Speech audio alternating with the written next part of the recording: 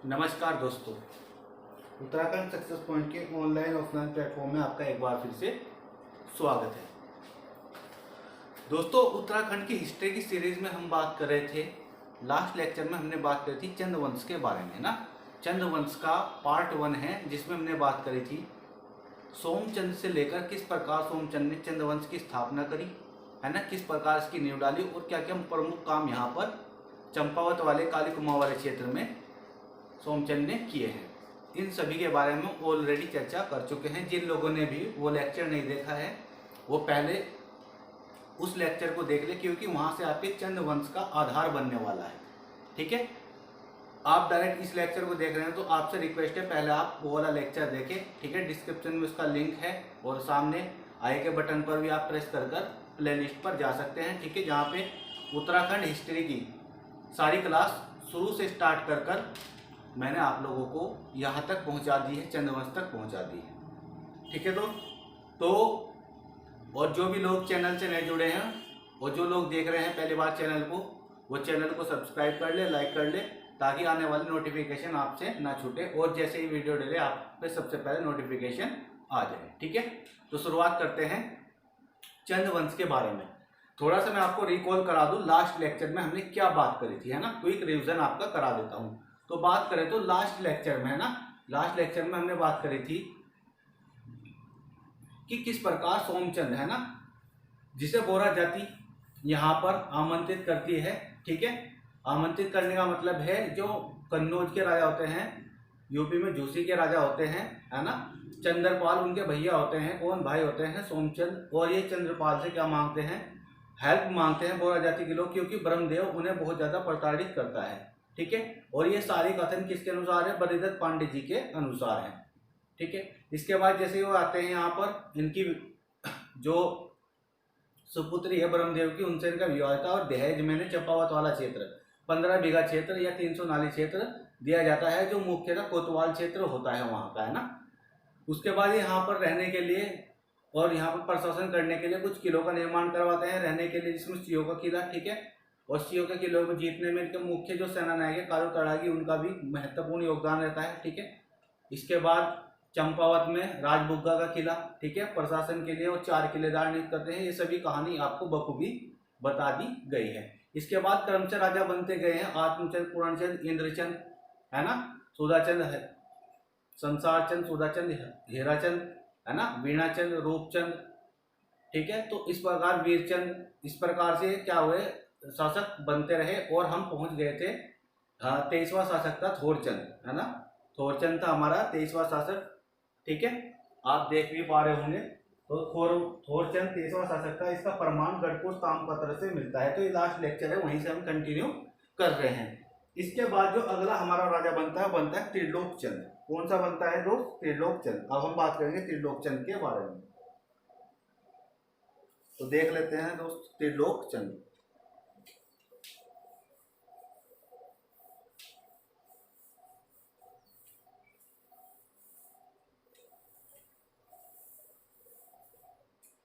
आइए शुरुआत करते हैं दोस्त, है ना।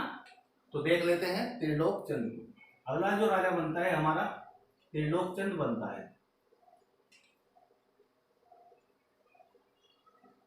ठीक है, तो त्रिलोकचंद के बारे में बात करूं, त्रिलोकचंद, ठीक है, अगर इसके समय काल की बात करूं तो 1296 ईस्वी से लेकर 1303 ईस्वी तक इसने यहाँ शासन किया होगा, है ना। 1296 ईस्वी से लेकर 1303 ईस्वी तक इसने यहाँ पर शासन किया। इस बात पे यहाँ पर स्पष्ट प्रमाण देखने को मिल जाता है। ठीक है, पीछे के कुछ जो शासक रहे उनका समय काल में थोड़ी सी अवधारणाएं क्या है, अलग अलग राइटरों के अनुसार अलग अलग है। ठीक है, तो उन चीजों को हमें स्किप करना है, उन चीजों को याद करने में अपना समय व्यर्थ नहीं करना है।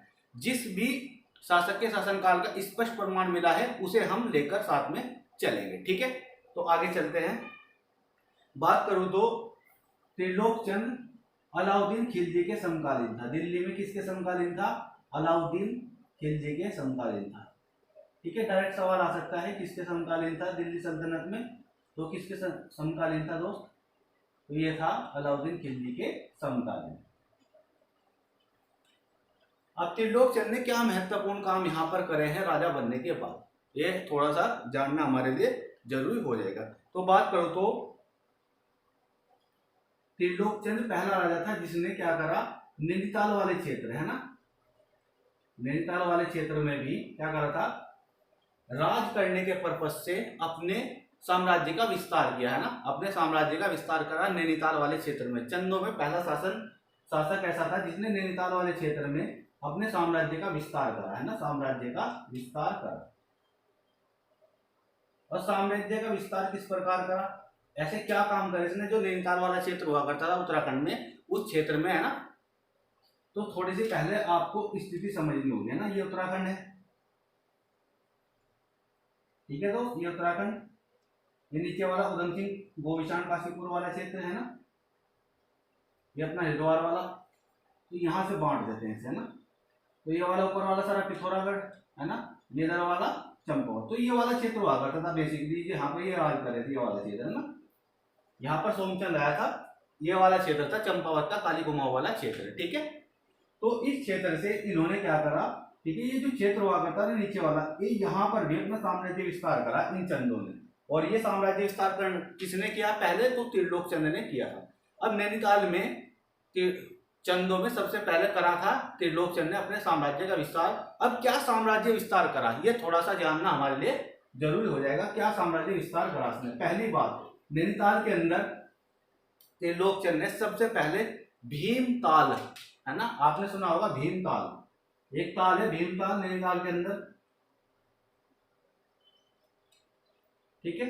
इस भीमताल के बिल्कुल सामने ना, समक्ष, इस भीमताल के बिल्कुल सामने इस ताल के नाम पर एक किले का निर्माण करवा दिया, भीमताल का किला, भीमताल का किला है ना, ताल के बिल्कुल समक्ष एक किले का निर्माण करवा दिया, भीमताल का किला। तो डायरेक्ट सवाल बनेगा, भीमताल के किले का निर्माण किस चंद राजा ने करवाया था, तो किसने करवाया था, त्रिलोकचंद ने करवाया था, ठीक है दोस्त, आपको ये ध्यान रखना है।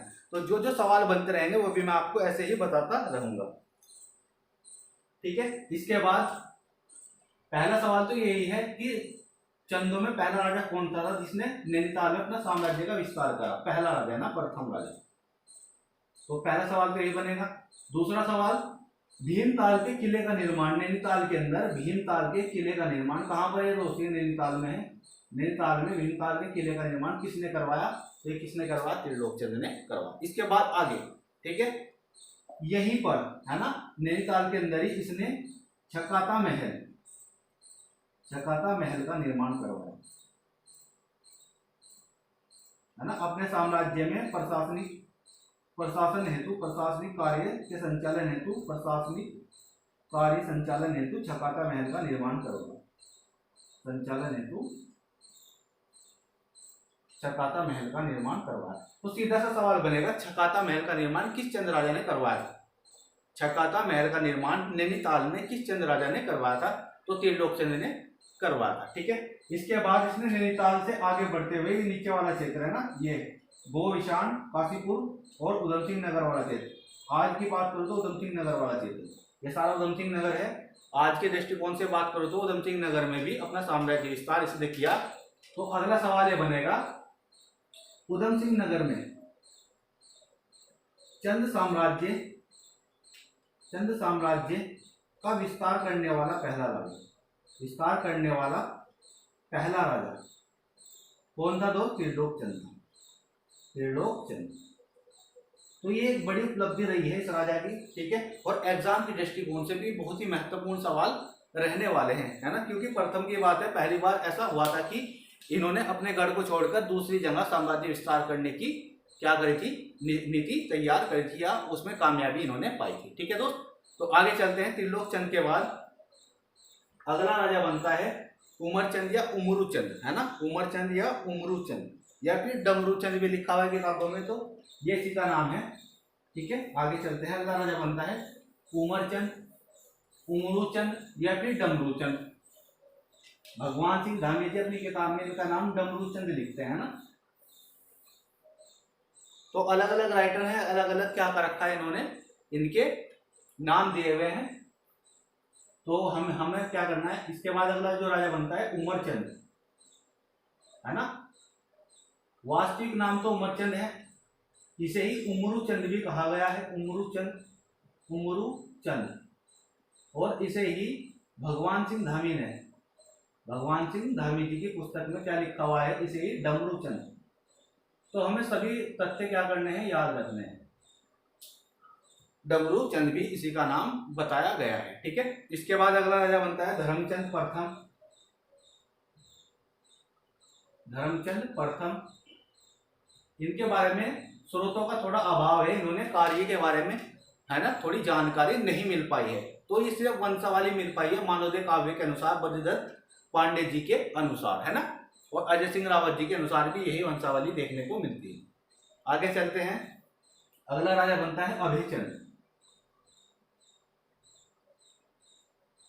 अभयचंद, अभयचंद की बात करूं तो है ना दोस्त, अभयचंद की बात करूं तो अभयचंद को चंदों में प्रथम प्रमाणिक राजा कहा गया है ना। अभयचंद को चंदों में प्रथम प्रमाणिक राजा कहा गया है, चंदों में प्रथम प्रमाणिक राजा कहा गया है, ठीक है। चंदों में प्रथम प्रमाणिक राजा कौन है दोस्त, तो यह है अभयचंद। क्यों कहा गया है, क्योंकि यह चंदों में पहला सा राजा है जिसका कोई स्पष्ट प्रमाण मिला है ना। चंदों में पहला सा राजा जिसका कोई स्पष्ट प्रमाण मिला है ना, स्पष्ट प्रमाण मिला है, स्पष्ट प्रमाण मिला है, ठीक है दोस्त। तो कोई दिक्कत नहीं है, पहला सा राजा है जिसका कोई स्पष्ट प्रमाण मिला है। आगे चलते हैं, आगे बात करें तो इसमें अगर इसके बारे में बात करूं तो वो स्पष्ट प्रमाण है क्या, है ना, ये भी थोड़ा जानना जरूरी होगा। तो स्पष्ट प्रमाण की बात करो तो इसका एक अभिलेख प्राप्त हुआ है, ताम्रपत्र प्राप्त हुआ है, अभिलेख प्राप्त हुआ है, ठीक है।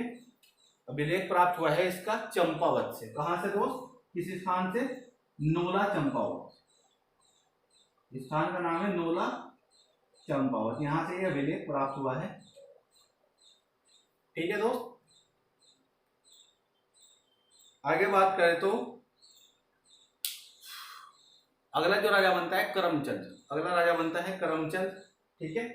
अगला राजा बना दो करमचंद। करमचंद के बाद अगला राजा बनता है ज्ञानचंद प्रथम। ये थोड़ा सा महत्वपूर्ण रहने वाला है आप लोगों के लिए, ज्ञानचंद प्रथम, ठीक है। तो ज्ञानचंद प्रथम के बारे में बात करते हैं थोड़ी डिटेल में, क्योंकि ये अच्छा शासक रहा है। इसके कार्यकाल की बात करो तो 1374 ईस्वी से लेकर 1416 ईस्वी तक इसने राज करा है, ठीक है। 1374 ईस्वी से लेकर 1416 ईस्वी तक इसने राज करा है, ठीक है, इसने राज किया है। तो अब ये थोड़ा सा जानने के लिए महत्वपूर्ण रहने वाला है एग्जाम के दृष्टिकोण से, क्योंकि है ना ये एक बढ़िया शासक रहा है जिसने चंदों को, साम्राज्य को विस्तृत करने में अपना अहम योगदान दिया ना, साम्राज्य को बहुत ज्यादा विस्तृत करा, इसमें सबसे पहले यही था। अब देखते हैं क्या काम इसने करे थे।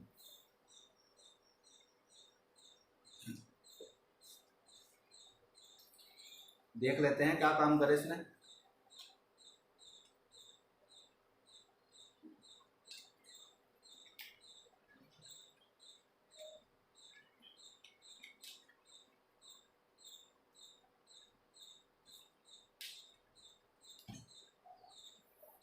तो चलो देखते हैं दोस्त, है ना। तो ज्ञानचंद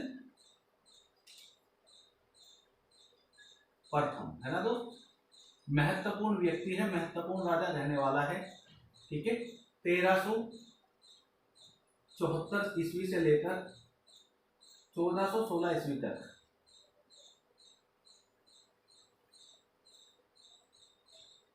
लगभग बात करो तो इसने राज करा है 74 और 26 तो ये हो गए और 16 ये हो गए ना, 6 6 12 2 1 3 4, लगभग 42 वर्ष इसने राज करा है ना। तो लगभग गुरु ज्ञानचंद ने या फिर ज्ञानचंद प्रथम ने कितना राज करा, लगभग 42 वर्ष इसने राज करा, और चंदों में सर्वाधिक समय तक राज करने वाला राजा बन गया। चंदों में सर्वाधिक समय तक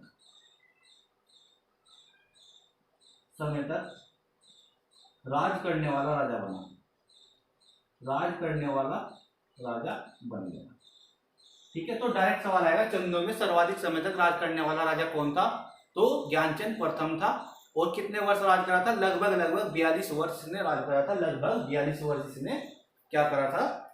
राज करा था। अब गुरु ज्ञानचंद, ये ज्ञानचंद जब भी गद्दी पर बैठा है ना, गद्दी पर बैठते ही इसने क्या करा? सबसे पहले, है ना, गद्दी पर जब ये बैठा तो जब इसने अपना राज्याभिषेक करवाया, गद्दी पर बैठा है ना पहली बार 1374 ईस्वी में जब ये बैठा गद्दी पर, राजगद्दी संभाली और अपना राज्याभिषेक करवाया। ठीक है दोस्त, तो राज्याभिषेक के समय इसने एक उपाधि धारण करी। उपाधि का नाम था महाराजा धीराज। महाराजा धीराज, ठीक है।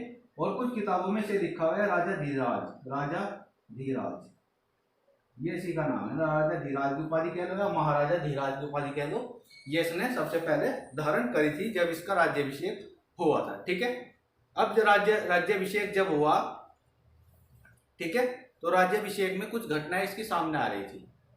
क्या घटनाएं सामने आ रही थी, है ना, थोड़ा सा मैं आपको बता देता हूं। जैसे कि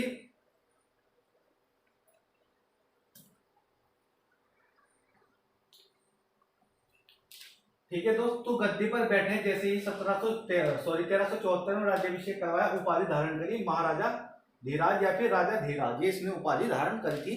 इसके बाद गद्दी पर बैठने के बाद, है ना, गद्दी पर बैठने के बाद जैसे ये वर्चस्व सत्ता में आए थे चंदों में, तो दूसरी तरफ से, है ना, नेपाल की ओर से इधर से रोहिलों ने इन पर आक्रमण शुरू कर दिया था। तो देख लेते हैं किस प्रकार की स्थिति यहाँ पर रही थी।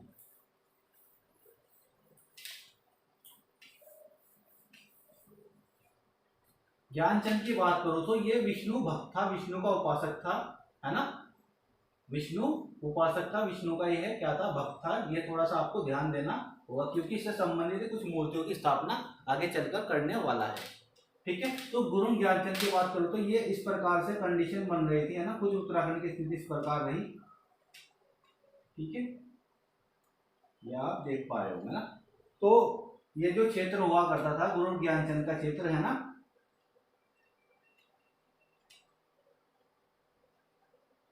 ये काली गुमाओं का क्षेत्र था, ये बेसिकली यहीं पर राज कर रहे थे, है ना, इनकी राजधानी चंपावत वाला क्षेत्र ही रह रहा था। ठीक है, तो क्या हुआ यहाँ पर, इधर ये जो क्षेत्र है पिथौरागढ़ वाला क्षेत्र, ऊपर वाला क्षेत्र, ये वाला क्षेत्र, यहाँ से इस वाले क्षेत्र पर यहाँ पर आक्रमण करने लगे थे। ये इधर वाला क्षेत्र डोटी साम्राज्य, है ना,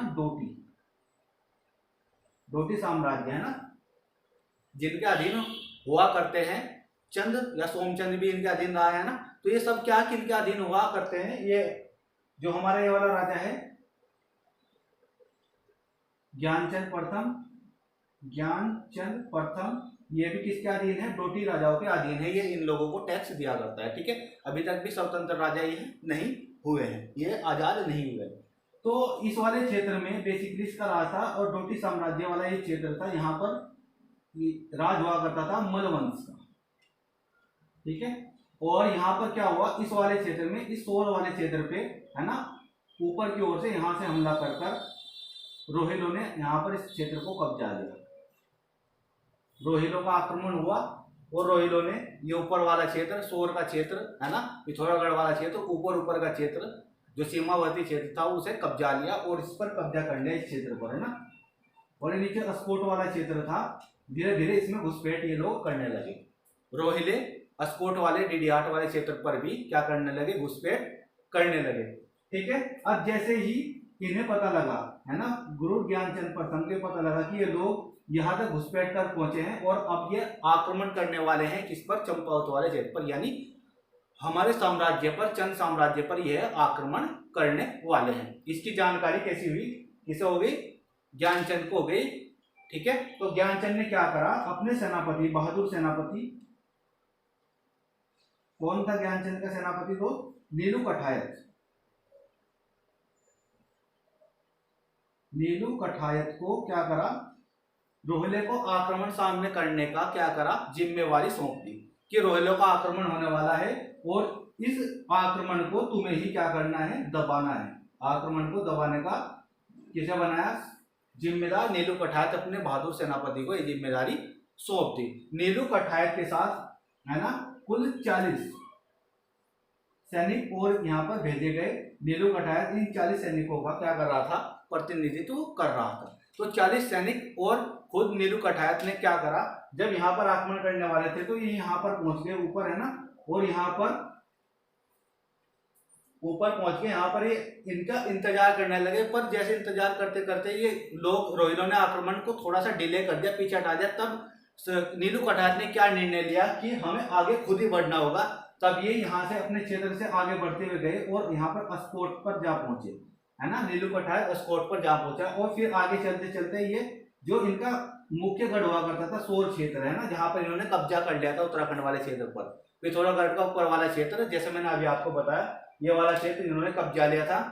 तो अब ये नीलू कठायत और इसके 40 जो सेना थी इसकी, है ना, ये सारे के सारे आगे पहुंच गए। और कहां पहुंच गए, जाकर सोर वाले क्षेत्र में जा पहुंचे।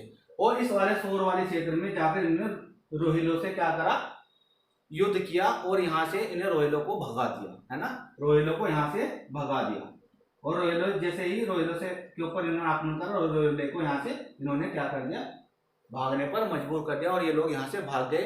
और यहाँ पर इस पूरे क्षेत्र पर फिर से किसका, चंद्र साम्राज्य का क्या हुआ, वर्चस्व लहराया। ठीक है। और यहाँ पर जैसे रोहिलों को हराकर नीलू कठायत वापस सभा में पहुंचे, है ना, सभा में पहुंचे। किसकी सभा में, राजा की सभा में। राजा कौन था दोस्त, ज्ञानचंद प्रथम। ज्ञानचंद प्रथम की सभा में जैसे ही पहुंचे, है ना, तो यहाँ क्या हुआ, इसने बताया कि रोहिलों को ऐसे ऐसे करके हमने हराया है और उनका यहाँ से क्या कर दिया, सफाया कर दिया है। ठीक है। तो इस बात से राजा बहुत खुश हुआ, ज्ञानचंद प्रथम बहुत खुश हुआ। ठीक है। ज्ञानचंद प्रथम यहाँ से बहुत ज्यादा खुश हो गया। और खुश होकर ज्ञानचंद प्रथम ने खुश होकर नीलू कठायत को कुमैया खिल्लत की उपाधि दी। कुमैया खिल्लत की उपाधि दे दी। ठीक है। कुमाऊं यानी कुमाऊं को तुमने फिर से हरा भरा कर दिया, ऐसे हंसने खेलने वाला कर दिया, नहीं तो रोहिले लोग इसे बर्बाद कर देते। ठीक है। कुमैया खिल्लत की उपाधि किसे दे दी, नीलू कठायत को दे दी। किसने दे दी दोस्त, तो ये दे दी ज्ञानचंद प्रथम ने। किसे दी, नीलू कठायत को दी। ठीक है। अब नीलू कठायत ने जैसे ही उपाधि धारण करी, ये थोड़ा सा खुश हो गया, है ना, और अच्छा इसे भी लगने लगा। इसके बाद अगर बात करूं तो अब इस वाले क्षेत्र पर, ये जो क्षेत्र था यहाँ पे ये क्षेत्र हुआ करता था, ये वाला क्षेत्र, यहां तक इसका वर्चस्व पहुंचा दिया था नीलू कठायत ने, है ना, किसके, अपनी जीत के जरिए। तो इस कारण यहां से एक सवाल बनता है कि सोर विजेता कौन कहलाता है, सोर विजेता। तो सोर विजेता, ठीक है, जीत कर तो दिया था नीलू कठायत ने, पर राजा का नाम आएगा तो राजा पूछ रहा है वो जीता था किस राजा ने, तो पहला राजा था ज्ञानचंद प्रथम, जिसे सोर विजेता कहा जाता है, ज्ञानचंद प्रथम। ठीक है दोस्त, ज्ञानचंद प्रथम को सोर विजेता कहा जाता है। ठीक है। वहीं दूसरी ओर बात करो तो जो ज्ञानचंद प्रथम था, अगर दिल्ली में बात करो तो ये दिल्ली सल्तनत में, दिल्ली में किसके समकालीन हुआ करता था दोस्त, तो दिल्ली में ये समकालीन हुआ करता था फिरोज शाह तुगलक के। फिरोज शाह तुगलक, FST, फिरोज शाह तुगलक के यह समकालीन हुआ करता था। ठीक है। फिरोज शाह तुगलक के यह समकालीन हुआ करता था। ठीक है, कोई दिक्कत नहीं है। तो फिरोज शाह तुगलक के समकालीन हुआ था। तो इसने क्या करा, पहली बार ऐसा सोचा कि दिल्ली के जो राजा हैं उनसे मित्रता बनाई जाए और अपने साम्राज्य का विस्तार किया जाए, है ना, साम्राज्य विस्तार के लिए मित्रशेप नीति का इन्होंने प्रयोग करा पहली बार, है ना, चंदों में मित्रशेप नीति का प्रयोग किया गया। और ये सुझाव लेकर पहुंचे कहां, दिल्ली, फिरोज शाह तुगलक के दरबार में। तो शुरुआत करते हैं यहां से भी, इसे देख लेते हैं एक बार। ठीक है तो ये दिल्ली है, यहाँ पर दिल्ली में राज चल रहा है दोस्त, कौन बैठा है गद्दी पर, फिरोज शाह तुगलक। ठीक है। और इधर बात करो तो ये हमारा राजा है ज्ञानचंद प्रथम। ज्ञानचंद प्रथम ने क्या करा, साम्राज्य विस्तार के लिए ना, यह है हमारा क्षेत्र कुमाऊं वाला क्षेत्र, चंपावत वाला क्षेत्र, कुमाऊं का क्षेत्र है ना, इसने क्या करा, अपने साम्राज्य विस्तार के लिए, साम्राज्य विस्तार के उद्देश्य से, है ना, साम्राज्य विस्तार के उद्देश्य से, चंद साम्राज्य विस्तार के उद्देश्य से, एम से मित्र क्षेप नीति, मित्रक्षेप नीति क्या करी, अपनाई। मित्रक्षेप नीति अपनाई कि हम मित्रता करेंगे किससे, दिल्ली दरबार के राजाओं से, और अपने साम्राज्य का विस्तार करेंगे। ठीक है, तो इन्होंने मित्रक्षेप नीति अपनाई और इस मित्रक्षेप नीति को लेकर ये पहुंचे दिल्ली दरबार पहली बार, है ना। पहली बार ऐसा हो रहा है कि कोई चंद राजा दिल्ली दरबार जा रहा है ना, पहली बार ऐसा हो रहा है। तो दिल्ली दरबार में मित्रक्षेप नीति लेकर जाने वाला पहला राजा कौन था? चंदों की बात कर रहा हूं, चंदों में दिल्ली दरबार में जाने वाला पहला राजा कौन था जिसने फिरोज शाह तुगलक से मुलाकात करी थी? तो ये था हमारा ज्ञानचंद प्रथम। ये सवाल बनने वाले हैं आपके एग्जाम में ना। क्या सवाल बनेगा कि भैया चंदों का प्रथम राजा, चंदों में प्रथम राजा जो दिल्ली दरबार गया, पहला सवाल। ठीक है, दिल्ली दरबार में किससे मुलाकात करी? फिरोज शाह तुगलक से। दूसरा सवाल, ठीक है, क्यों गया था, किस उद्देश्य से गया था? तो मित्रक्षेप नीति लेकर गया था। तीसरा सवाल, ठीक है, क्या उद्देश्य था मित्रक्षेप नीति का? साम्राज्य विस्तार करना था। चौथा सवाल। तो इस प्रकार के सवाल एग्जाम में बनने वाले हैं। कौन गया था दोस्त? तो यह ध्यान रखना है, ज्ञानचंद प्रथम गया था। तो जैसे ही ये मिलने के लिए गया, दिल्ली दरबार में ये मिलने के लिए गया, तो राजा यहाँ पर इसे एकदम से नहीं मिले, है ना। राजा गए हुए हैं शिकार पर, है ना। ये महल है, यहाँ पर आए तो ये राजा गए हुए हैं शिकार पर। कहाँ गए हुए हैं दोस्त? शिकार पर, जंगल में गए हुए हैं। ठीक है, तो जंगल में जैसे शिकार पर आए हुए हैं तो इनसे भी सब्र नहीं हुआ और ये जंगल में ही जा पहुंचे, है ना। तो ज्ञानचंद प्रथम भी सीधा शिकार वाला, जहां पर ये राजा शिकार खेल रहा था फिरोज शाह तुगलक, ये भी कहां जा पहुंचे? यहीं पर आ पहुंचे। ठीक है, ज्ञानचंद प्रथम भी। और राजा जैसे शिकार खेल रहा था तो एक गरुड़ को मारने का बार बार से प्रयास कर रहा था, है ना। गरुड़ को मारने का प्रयास कर रहा था, पर फिरोज शाह तुगलक से वो गरुड़ नहीं मर पा रहा था, है ना। जैसे ही वो तीर छोड़ता था तो उड़ जाता था अपने स्थान से, फिर दूसरी डाल पे बैठ जाता था। तो इस प्रकार से राजा काफी टाइम से क्या कर रहा था, उसे शिकार करने का, उसका शिकार करने का प्रयास कर रहा था, पर वो सफल नहीं हो पा रहा था। तब ज्ञानचंद प्रथम ने क्या करा, एक ही वार से, एक ही तीर से क्या कर दिया, गरुड़ को मार गिरा, गरुड़ को मार दिया। इससे क्या हो गया, फिरोज शाह तुगलक बहुत खुश हुआ, फिरोज शाह तुगलक खुश हो गया और फिरोज शाह तुगलक ने खुश होकर ज्ञानचंद प्रथम को गरुड़ की उपाधि दे दी, है ना। फिरोज शाह तुगलक ने खुश होकर, है ना, ज्ञानचंद प्रथम को गरुड़ की उपाधि दे दी, है ना। ये ध्यान रखना है कि भैया ज्ञानचंद प्रथम को गरुड़ की उपाधि किसने दी, किस दिल्ली राजा ने दी? तो फिरोज शाह तुगलक ने दी थी, है ना। थोड़ी सी आपको स्टोरी समझ में आ गई किस प्रकार की घटनाएं घटी थी, क्या कुछ हुआ था जिससे इसे उपाधि दी गई थी। तो गरुड़ ज्ञानचंद की उपाधि इसे दी थी फिरोज शाह तुगलक ने, दिल्ली सल्तनत के राजा ने। ठीक है, तुगलक वंश का राजा था फिरोज शाह तुगलक। ठीक है, आगे चलते हैं। अब जैसे ही ये उपाधि इसे मिली, उपाधि के बाद इन्होंने मित्रक्षेप की नीति बताई ने, तो फिरोज शाह तुगलक ने नीति अपना ली और अब से इनके क्या हुए, मित्र भाव के यहाँ पर चर्चे देखने को आगे भी हमें मिलते रहेंगे, ना, दिल्ली सल्तनत और चंद्रवंश के। ठीक है, तो इसके बाद जैसे ही उपाधि लेकर वापस पहुंचा, है ना, वापस पहुंचा सभा में अपनी, यानी चंदों के यहाँ पर पहुंच गया, जहां पर इसका महल था काली गुमा में, चंपावत में, वहां पर पहुंच गया। और गरुड़ की उपाधि लेने के बाद जैसे ही इसने अपनी सभा को संबोधित करा कि ऐसे ऐसे राजा ने होता और दिल्ली के महान राजा फिरोज शाह तुगलक ने मुझे गरुड़ की उपाधि दी है, एक हमारे चंद साम्राज्य के लिए बहुत ही गौरव की ये बात है, शान की ये बहुत बात है। तब यहाँ की जनता ने क्या आग्रह करा कि, जनता ने आग्रह करा कि राजा से कि साहब आप क्या करें, जो आपको उपाधि मिली है गरुड़ की, इस गरुड़ को ही चंद साम्राज्य का राज्य चिन्ह घोषित कर दीजिए। क्योंकि अभी तक क्या चलता रहा था, राज्य चिन्ह जो सोमचंद ने घोषित करा था गाय।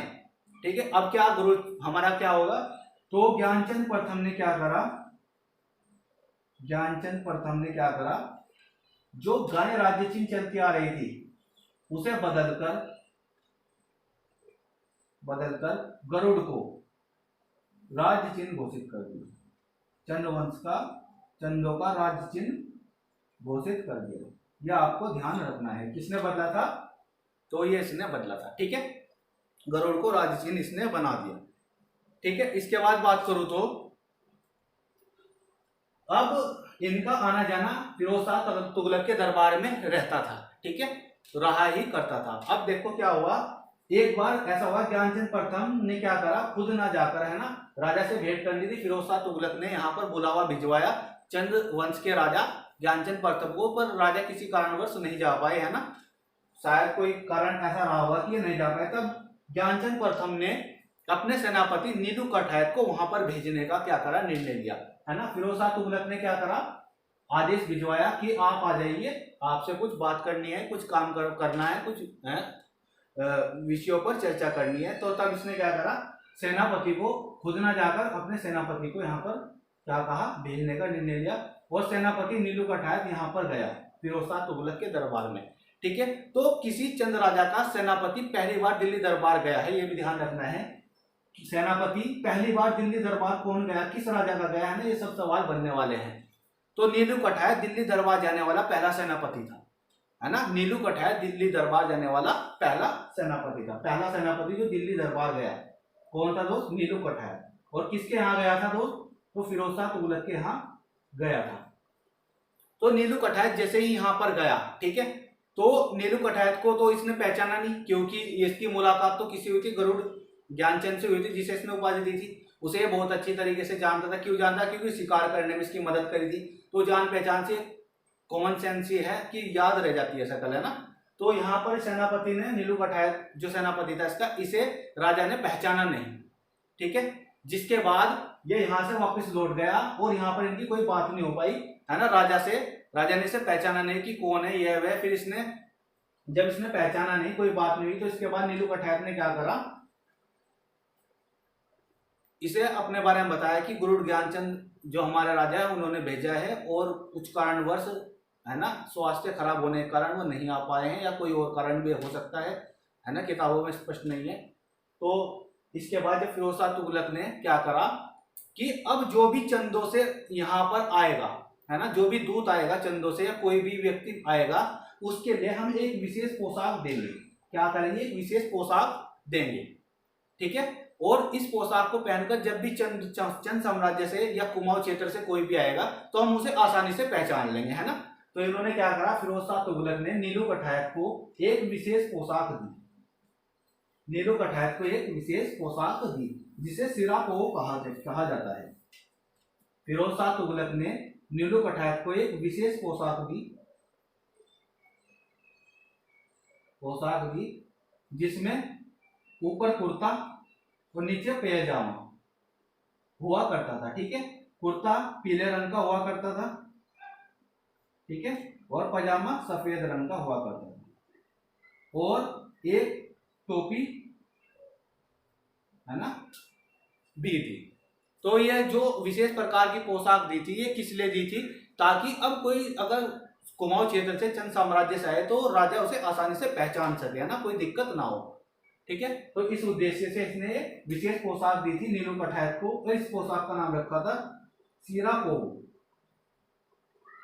इस पोशाक वाली प्रथा का नाम था सिरापोव, है ना, कि इस सिरापोव को पहन के ही आएगा तो हम पहचानेंगे, नहीं तो हम पहचानेंगे नहीं साहब, है ना। तो सिरापोव जो था, है ना, सिरापोव प्रथा, है ना, पोशाक वाली प्रथा।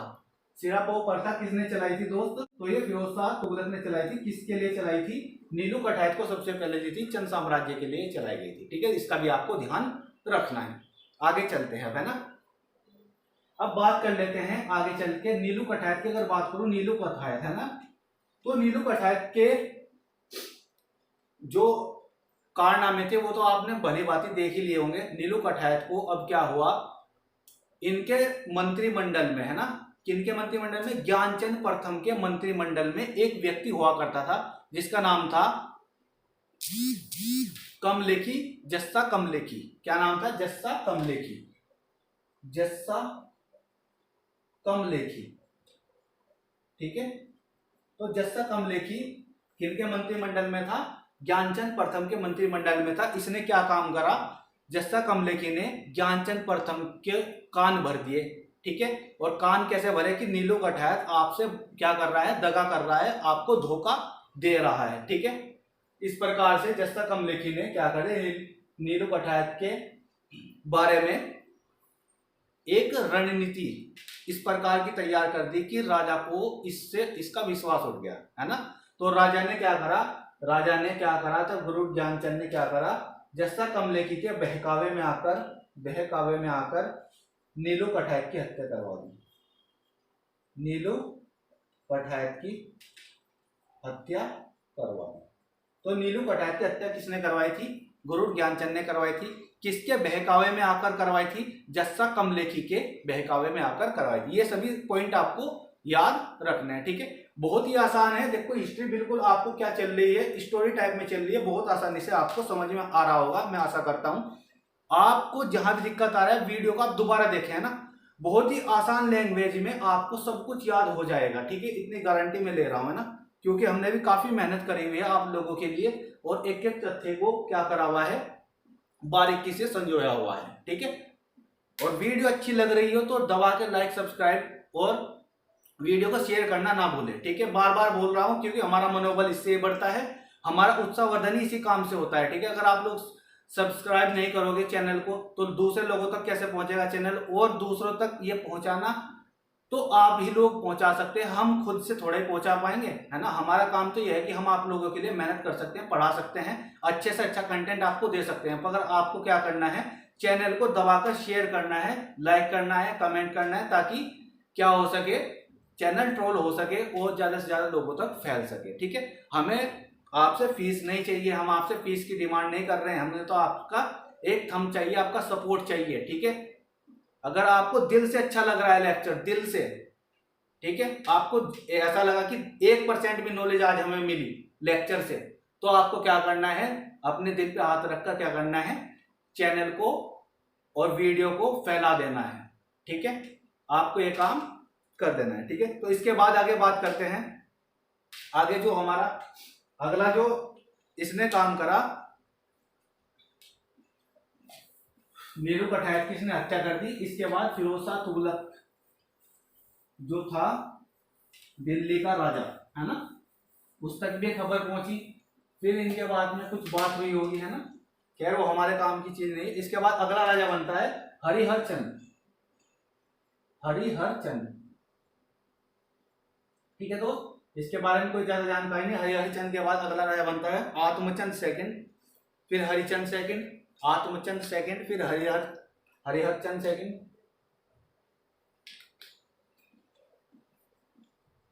आत्मचंद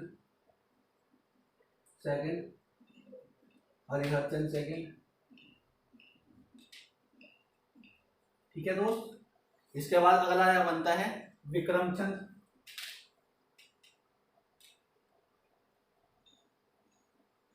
विक्रमचंद के बाद अगला राजा बनता है उद्यानचंद, उद्यानचंद के बारे में लिखेंगे बालेश्वर में, चंपावत में बालेश्वर मंदिर का निर्माण करवाया था, जीर्णोद्धार करवाया था। चंपावत में बालेश्वर मंदिर का निर्माण करवाया, ठीक है, निर्माण करवाया। और यहीं से एक सवाल आता है, इसका जीर्णोद्धार किसने करवाया? जीर्णोद्धार किसने करवाया? कुंज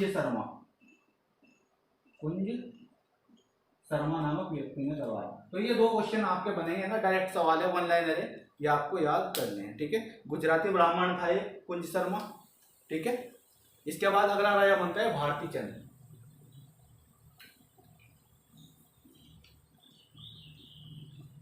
अगला राजा बनता है दोस्त भारती चंद,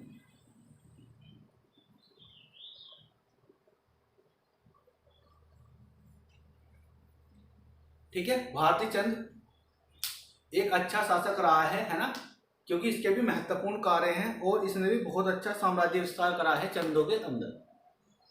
तो इसे भी थोड़ा सा देख लेते हैं ना।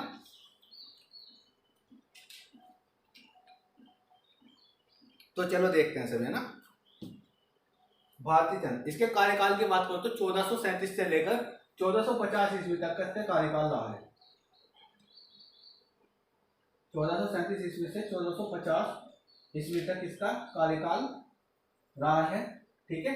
लगभग बात करूं तो 13 वर्ष, है ना, कितने वर्ष, 13 वर्ष। पर इसने 13 वर्ष के अपने शासनकाल में काफी महत्वपूर्ण काम करे हैं, जो एग्जाम के दृष्टिकोण से बहुत ही ज्यादा महत्वपूर्ण रहने वाले हैं। तो देख लेते हैं क्या काम इसने करे हैं। ठीक है दोस्त,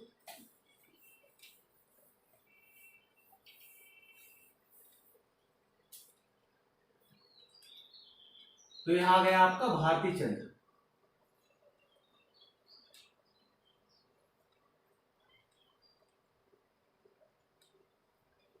1437 ईस्वी से लेकर 1450 ईस्वी तक इसने लगभग राज करा है 13 वर्ष, लगभग 13 वर्ष इसने क्या करा है, राज करा है। ठीक है,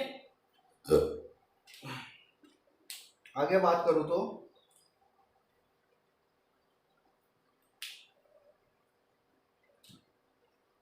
तो इसके बारे में देख लेते हैं भाई, है ना।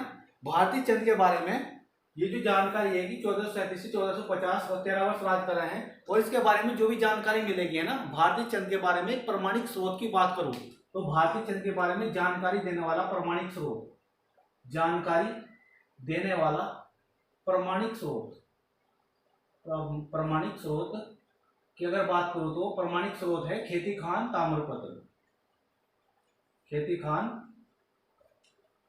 ताम्रपत्र, है ना। ये खेती खान ताम्रपत्र किस राजा की जानकारी देता है, ये डायरेक्ट सवाल आपका आने वाला है एग्जाम के अंदर, है ना। तो आपको डायरेक्ट जवाब दे देना है किसका, भारती चंद से इसका संबंध था। ठीक है, अब देखते हैं ये जो खेती खान ताम्रपत्र है या अभिलेख है, खेती खान से ताम्रपत्र मिला, जो अभिलेख मिला है, ये क्या जानकारी देता है ना। तो बात करूं तो अभिलेखों में इस अभिलेख में ना खेती खान ताम्रपत्र, यहां से एक अभिलेख भी मिला है, यहां से एक अभिलेख मिला है, और इस अभिलेख में भारती चंद को, इस अभिलेख में भारती चंद को नरपति कहकर संबोधित किया गया है, या नरपति इसका नाम लिखा गया है। इस अभिलेख में खेती खान से मिले ताम्रपत्र भी मिला है यहाँ से, और अभिलेख भी मिला है। तो अभिलेख में भारती चंद को नरपति कहा गया है। ठीक है दोस्त, ये ध्यान रखना है, नरपति कहा गया है अभिलेख के अंदर। किस अभिलेख में कहा गया है, तो ये खेती खान ताम्रपत्र से के पास जो अभिलेख मिला है वहीं से कहा गया है ना, या ताम्रपत्र बोल दे या अभिलेख बोल दे, है ना। थोड़ा सा ये समझ पाना मुश्किल है, किताबों में यही क्लियर नहीं हो पा रहा है ना। तो आपको दोनों ही चीजें याद रखनी है, तो ताम्रपत्र होगा या फिर अभिलेख होगा वो, है ना।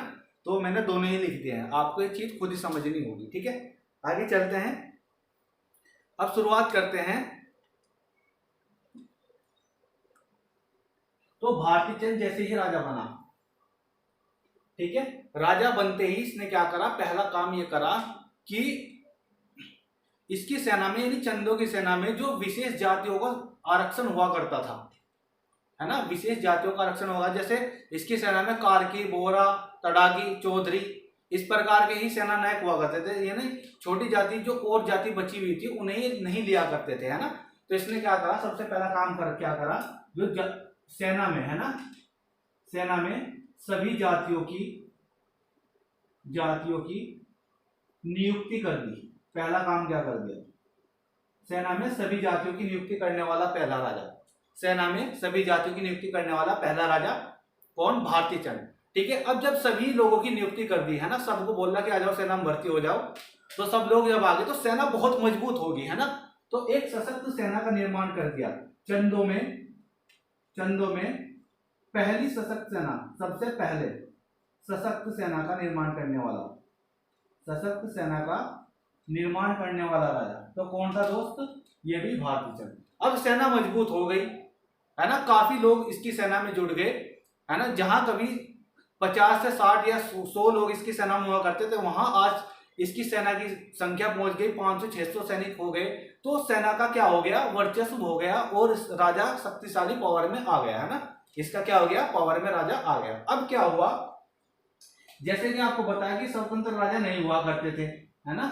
डोटी के जो राजा हुआ करते थे उन्हें ये टैक्स दिया करते थे। तो डोटी के राजा ने एक दूत को भेजा, कहां पर, भारती चंद के यहाँ, की क्या करना है, टैक्स दे दो, है ना, कर दे दो। इस साल कितना कर हुआ, या इस बार का कर हमें आप दे दो। जो भी हुआ होगा, जो बात हुई होगी ना, वो एग्जैक्ट बात तो मुझे भी नहीं मालूम, पर कुछ इस प्रकार से रहा होगा। ठीक है, तो कर जैसे मांगा तो इसने क्या कर दिया, कर देने से मना कर दिया। भारती चंद ने डोटी के राजा को कर देने से मना कर दिया, है ना। पहली बार ऐसा हुआ है कि कर देने से मना कर दिया राजा ने।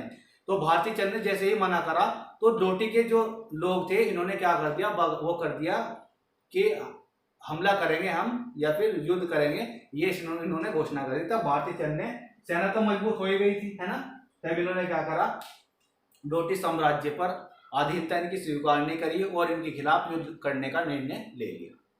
ठीक है, अब इन्होंने क्या करा, अगर यहीं पर युद्ध लड़ेंगे, अपने घर में युद्ध लड़ेंगे, तो यहाँ पर क्या होगा, नुकसान ज्यादा से अपने ही क्षेत्र का होगा। नुकसान क्या होगा, अपने ही क्षेत्र का होगा।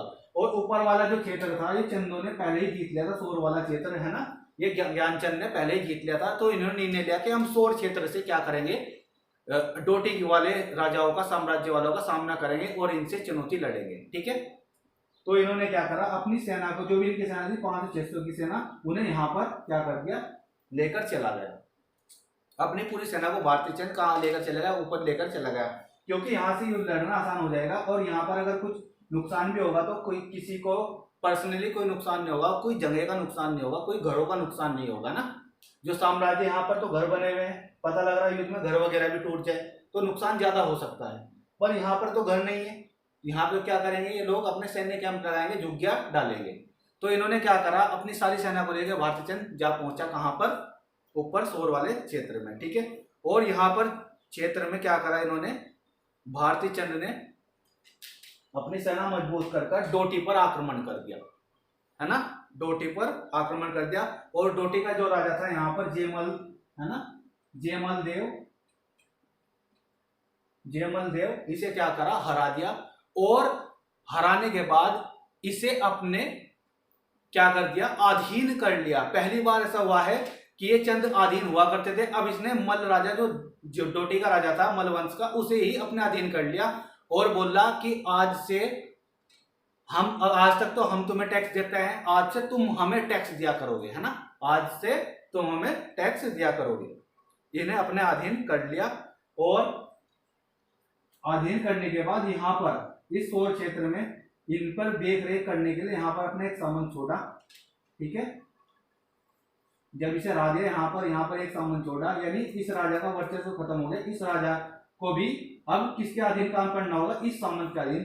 तो भारती चंद ने जो यहाँ पर सामंत छोड़ा था, इसका नाम था डोंगरा बसेरा, ये ध्यान रखना है आपको, है ना। भारती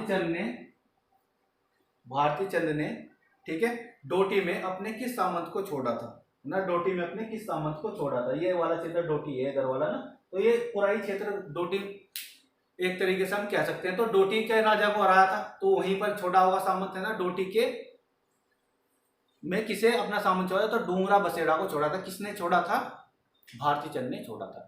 ठीक है, तो ये जो यहाँ पर संघर्ष हुआ था, ये थोड़ा बहुत संघर्ष नहीं था, काफी लंबा संघर्ष रहा था। ठीक है, इस संघर्ष में इन लोगों ने यहाँ पर बहुत ज्यादा समय बिताया, काफी समय बिताया था। ठीक है, लगभग बात करूं तो ऐसा बताया गया कि 12 वर्ष का समय इन्होंने यहाँ पर इनकी अधीनता से मुक्ति पाने में लगाए हैं, भारती चंद की सेना में। तो 12 वर्ष तक ये लोग यहीं रहे हैं, अपना घर बार सब कुछ छोड़ के। और इन 12 वर्ष में यहाँ के जो लोकल लोग थे, है ना, जो स्थानीय निवासी थे, उनके साथ इनके सैनिकों के संबंध बन गए। ठीक है, और ये यहाँ पर संबंध बने, 12 वर्ष एक लंबा समय होता है। तो संबंध बनने के बाद यहाँ से जो उनकी संतानें उत्पन्न हुई, उन संतानों को, या यहाँ से जो संतानें उत्पन्न हुई थी, उन संतानों से एक अलग ही जाति बन गई, जो नायक जाति के रूप में प्रसिद्ध हो गई। ठीक है, तो नायक जाति की उत्पत्ति का कारण किस चंद राजा को माना जाता है, तो भारती चंद को माना जाता है। ये भी आपको ध्यान रखना है ना, डायरेक्ट सवाल आएगा, नायक जाति की उत्पत्ति का कारण किस चंद्रवंश के किस राजा को माना जाता है, तो भारती चंद को माना जाता है। ठीक है, आगे बात करते हैं।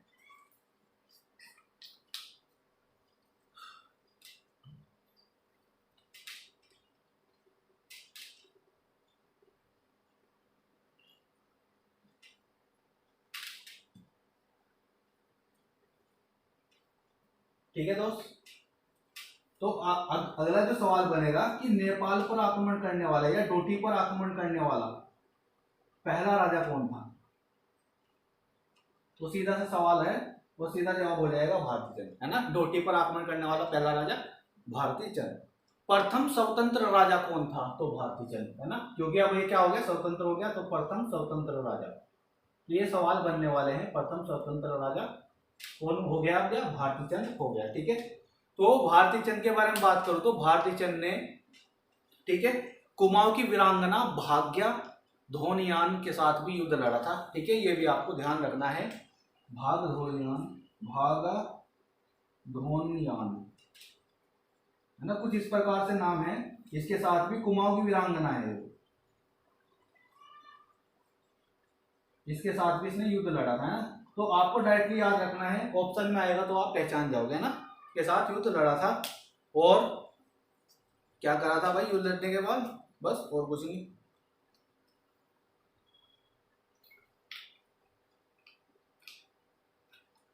ठीक है दोस्त, तो इसके बाद अगला राजा बनता है भारती चंद के बाद रतन चंद, है ना। रतन चंद पढ़ेंगे कल के लेक्चर में। ठीक है, रतन चंद के बाद कीर्ति चंद, और कीर्ति चंद तक जो राजा हैं, ऐसा बताया जाए कि कीर्ति चंद तक राजा जो रहे हैं, सोमचंद से कीर्ति चंद तक, इन्होंने अपनी राजधानी चंपावत को रखा। ठीक है, और कीर्ति चंद के बाद राजा बने, ठीक है, इन्होंने जो लास्ट तक है महेंद्र चंद तक, इन्होंने अपनी राजधानी अल्मोड़ा को रखा। ठीक है, आगे बात करने वाले हैं इस बारे में थोड़ी डिटेल में। ठीक है दोस्त, तो आज के लिए इतना ही।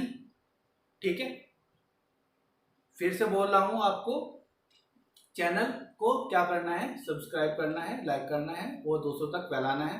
अगर वीडियो अच्छी लगे तभी करना, वरना मत करना दोस्त, है ना। आप तो थैंक यू दोस्तों।